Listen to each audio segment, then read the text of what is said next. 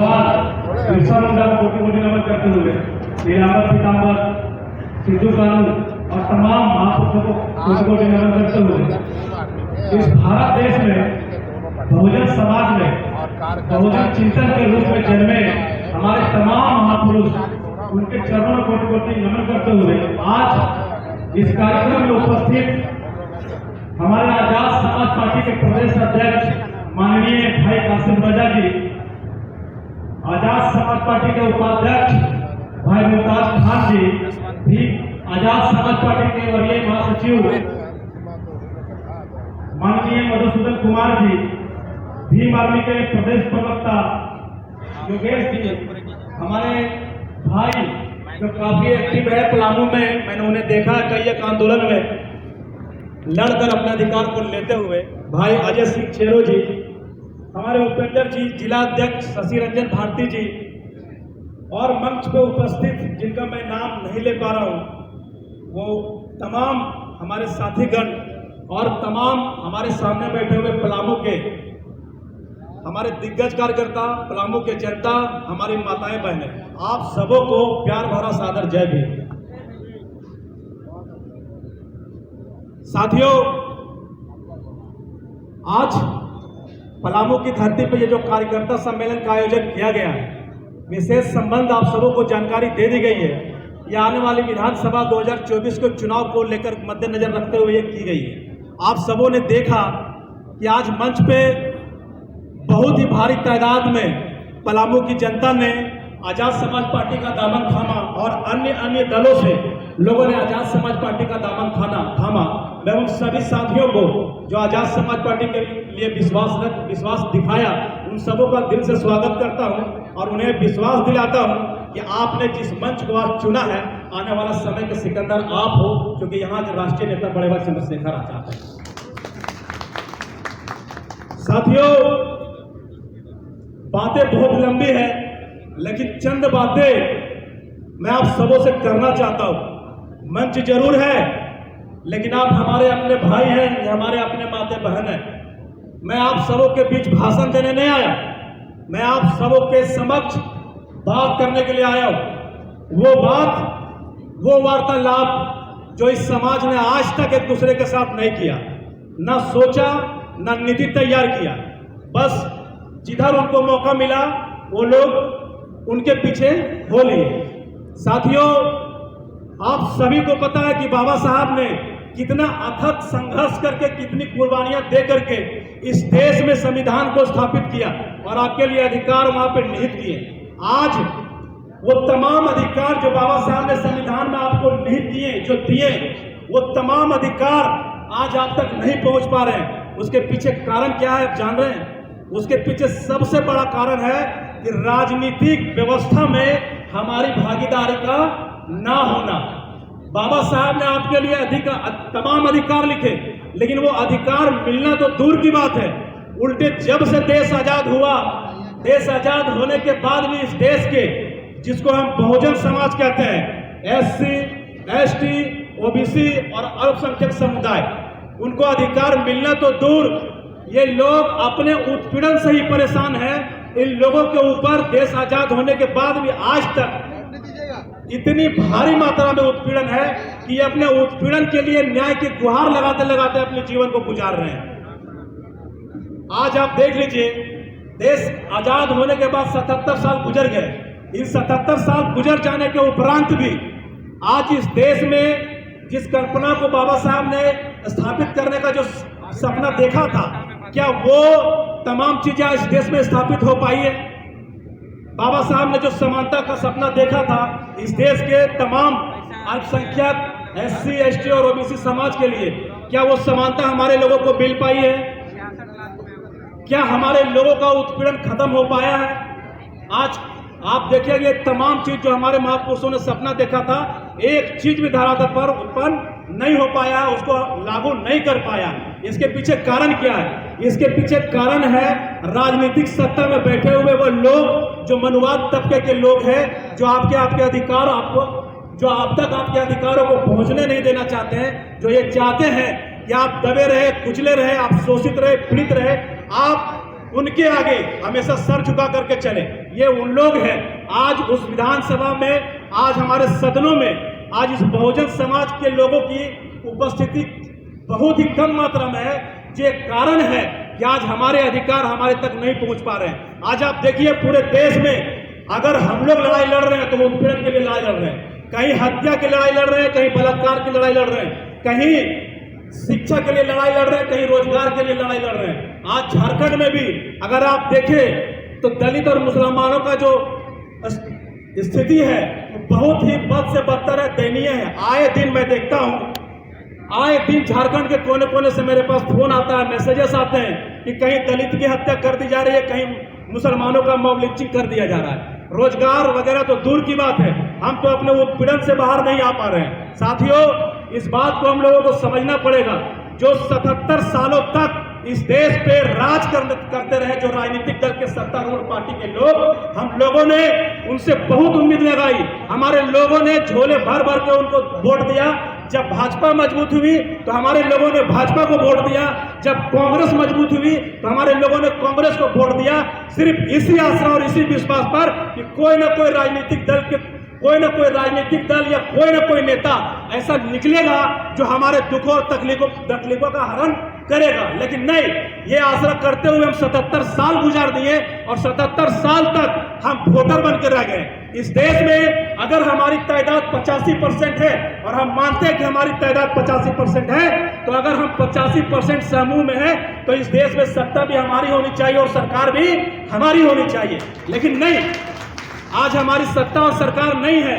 हम मोहताज हैं अपने अधिकारों को मांगने के लिए, हम मोहताज हैं न्याय के लिए, किसी का दरवाजा खटखटाने के लिए, और मांगने पर भी हमें न्याय नहीं मिलता है। ये दौर चल रहा है इस देश में। तो साथियों, मान्यवर काशीराम साहब ने एक बात कहा था कि हम बहुत लंबे अरसे से सिस्टम के दरवाजे न्याय के लिए खटखटा रहे हैं। हम बहुत लंबे अरसे से न्याय के लिए सिस्टम के दरवाजे खटखटा रहे हैं। अब समय आ गया है इन हथकड़ियों को उखाड़ के फेंक देने का। साथियों, इस बात को समझना होगा, माननीय काशीराम साहब की इस बात को समझना होगा। हम कब तक मांगने वाले लोगों की लाइनों में खड़े रहेंगे? अगर हम 85% लोग हैं और अगर हम कहते हैं कि इस देश के हम मूल निवासी हैं, अगर हम इस देश के मूल निवासी हैं, फिर भी अगर विदेशियों का शासन हम पर है, तो ये बहुत सोचनीय बात है कि हम में क्या कमजोरी है कि विदेशी के लोग, विदेश से आने वाले 3% 15% के लोग आज भी शासन सत्ता में बने हुए हैं और हम मूल निवासियों पर शासन कर रहे हैं। आज इस देश के जो शासक वर्ग थे, आज वो उस देश के मांगने वाले वर्ग बन करके बैठे हुए हैं। साथियों, इसके ऊपर विचार करने का समय है। उन लोगों ने विचार किया। हम लोग कहते हैं कि ये लोग सत्ता में इतने लंबे समय से कैसे आसीन है। हम सत्ता के लिए लगातार संघर्ष कर रहे हैं, चाहे मान्यवर काशीराम साहब के रूप में हो, बाबा साहब के विचार के रूप में हो, आज बड़े भाई चंद्रशेखर आजाद जी के रूप में हो। लेकिन ये लोग सत्ता में काबिज हैं लंबे अरसे से। इस बात को सोचने का जरूरत है। ये लोग, इनका समुदाय उसके लिए प्लानिंग करता है, नीतियां तैयार करता है। उनके एक एक व्यक्ति को सत्ता का पावर का अंदाजा है और पता है, उन्हें यह मालूम है कि जिस दिन इस देश से सत्ता हमारे हाथों से लुट गई, इस देश से भी हमें खदेड़ के भगा दिया जाएगा। ये उन्हें मालूम है। इसलिए उनके लोग लगातार दिन रात हजारों संगठनों में होने के बावजूद एक संगठन के नेतृत्व में लगातार काम कर रहे हैं। वो लगातार बिना खाए बिना पिए हर एक दिन ऑफिस से आने के बाद भी वो कार्यरत रहते हैं। और हमारे लोग सप्ताह के एक दिन भी अगर जो छुट्टी मिलता है तो वो एक दिन भी हमारे लोग अपने समुदाय के लिए, अपने मिशन के लिए काम करने के बजाय अपने घर, अपने बीवी बच्चे में मशगूल हो जाते हैं। ये लड़ाई उतने महत्वपूर्ण लोगों से है साथियों। हम सिर्फ 85% का बात करते हैं। 85% के लिए रणनीति हमारे पास नहीं है। जिनके पास रणनीतियां हैं उनके लोग आज सत्ता में है, और जिनके लोग आज सत्ता में हैं उन लोगों के ऊपर कोई उत्पीड़न किसी प्रकार का नहीं होता। ये देख रहे हैं आप लोग कि नहीं देख रहे? उत्पीड़न किसके साथ होता है? जिसके लोग सत्ता में नहीं है। इस बात को समझना होगा। मैं पलामू की धरती पे आया था जब शिवनाथ राम की हत्या दिन दहाड़े गोली मार के की गई थी।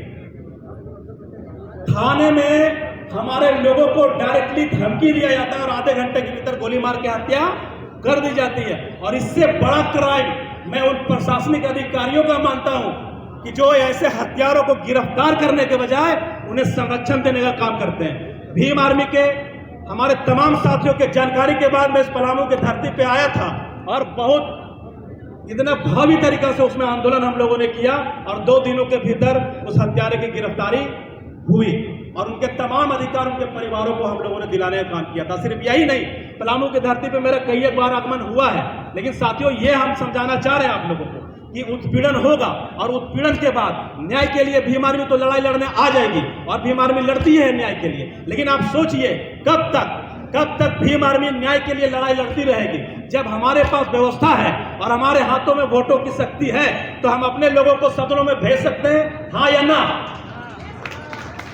जब हमारे पास वोटों की शक्ति है और हम अपने लोगों को सदनों में भेज सकते हैं तो हम अपने भाइयों को पुलिस की लाठियां क्यों खिलवा रहे हैं? हम अपने भाइयों के ऊपर मुकदमे क्यों लगवा रहे हैं? जब लगवानी थी आपने लगवाई, जब खिलवानी थी लाठियां हमारे भाइयों ने खाई।